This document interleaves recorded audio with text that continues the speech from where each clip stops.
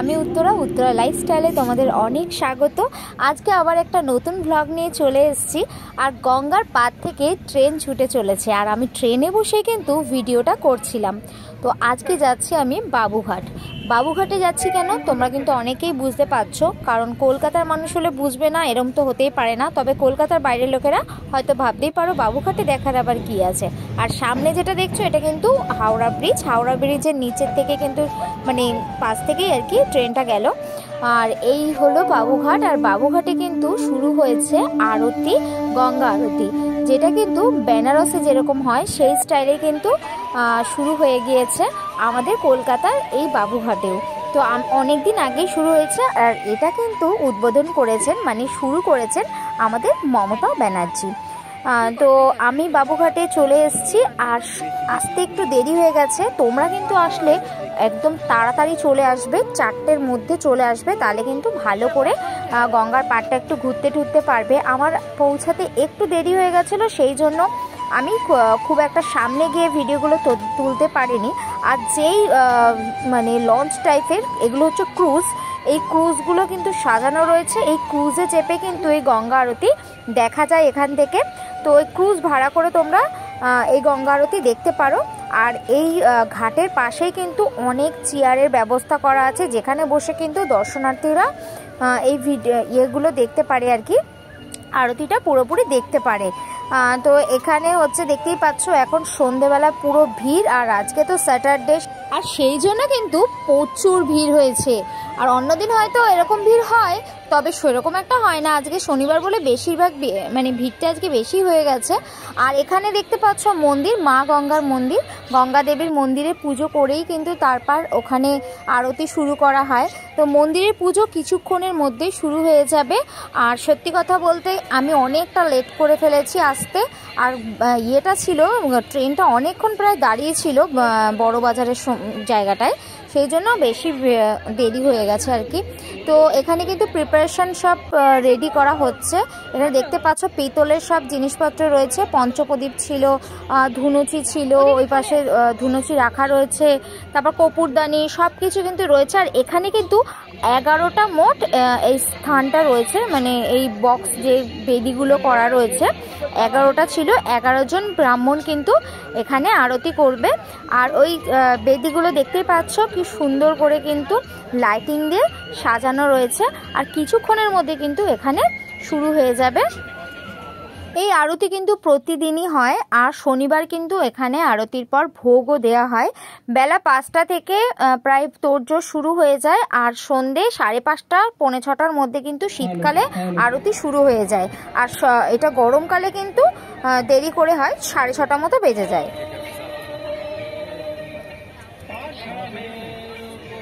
গঙ্গামার মন্দিরে কিন্তু গঙ্গা দেবীকে পুজো করার জন্য পুরোহিতরা রেডি করছেন মাকে।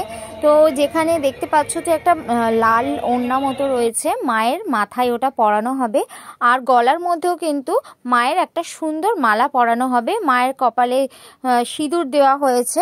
আর এখানে পুজো করেই তবে আরতি কিন্তু শুরু করা হবে।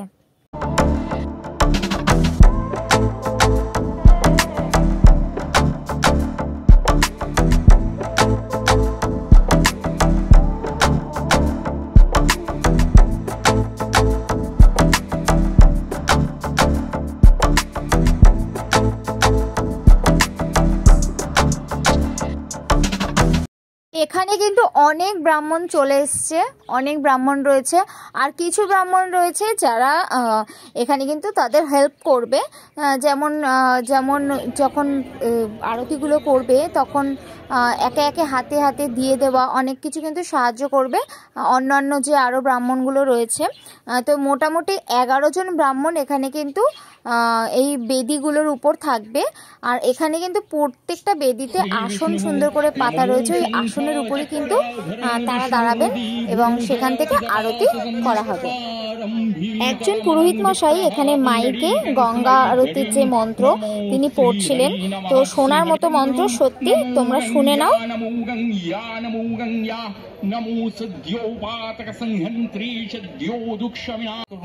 যদি কোনো ভুল ত্রুটি হয়ে থাকে মাগো, নিজ পুত্র গুণে ক্ষমা করে দিন।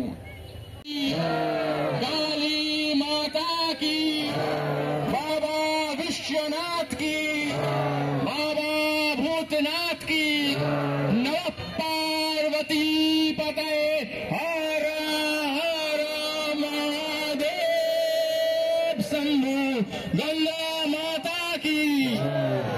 আপনারা যারা ফার্স্ট লাইনে চেয়ারে বসে রয়েছেন আপনাদের থেকে খুবই অনুরোধ আরতি শুরু হতে চলেছে, আপনারা কি একটা ইয়ে করে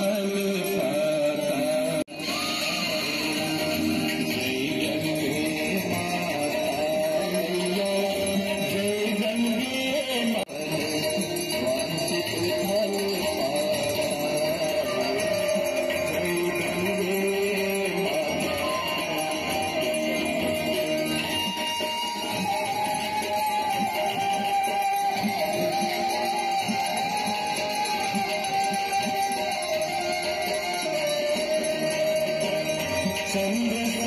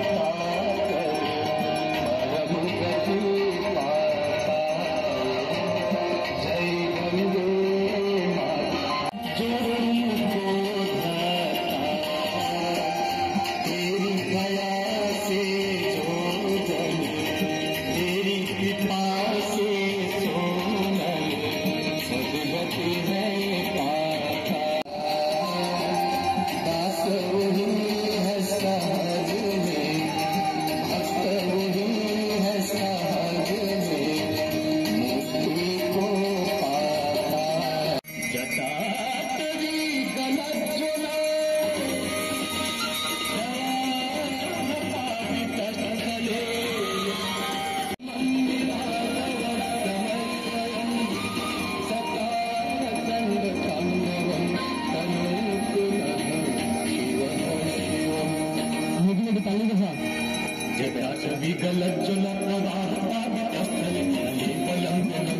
বিকালের দিকটা একটা সুন্দর সন্ধ্যা আর সুন্দর সময় কাটাতে যদি তোমরা চাও তাহলে কিন্তু বাবুঘাটের এই ঘাটে চলে আসতে পারো আর এসে এখানে গঙ্গা দেবীর আরতি তোমরা দর্শন করতে পারো। সত্যি অসাধারণ কিন্তু দৃশ্য, আর দেখতেও খুব সুন্দর লাগবে, মনটা কিন্তু ভীষণ ভালো লাগবে।